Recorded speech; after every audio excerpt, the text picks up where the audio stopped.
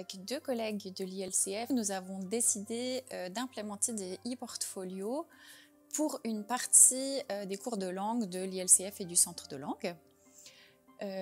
Donc pour rappel, un e-portfolio, c'est un environnement d'apprentissage virtuel centré sur l'étudiant, où l'étudiant ou l'étudiante peut collectionner des preuves, les mettre en scène et les présenter à un évaluateur ou à un enseignant. En premier lieu, c'était vraiment des raisons pratiques.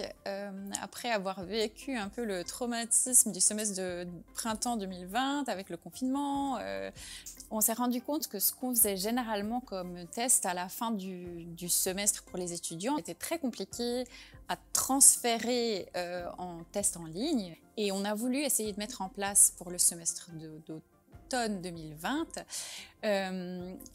un moyen pour nous, en tout cas, de vérifier vraiment l'apprentissage des étudiants sans qu'il y ait de possibilité de tricherie. La recherche a démontré que les e-portfolios étaient vraiment utiles aux étudiants, d'une part pour améliorer leur motivation, mais aussi pour développer l'auto-évaluation. Ça permet aussi d'améliorer les capacités métacognitives des étudiants et finalement, ça permet à l'étudiant de voir comment il a progressé entre le début et la fin du semestre. Sur mon portfolio, j'ai mis différents exercices. D'un côté, j'ai voulu mettre autant des exercices, un petit peu, des livres que j'ai lus, les obligations qu'on avait à fournir et à mettre sur ce portfolio, et aussi quelques vidéos et enregistrements de moi qui parle simplement tout seul face à la caméra. Pour moi, l'avantage de ce portfolio, c'est que ça nous force d'une certaine façon à travailler différemment qu'une façon scolaire, c'est-à-dire qu'on va pouvoir véritablement s'exercer, produire des choses pour soi-même et selon ses propres intérêts.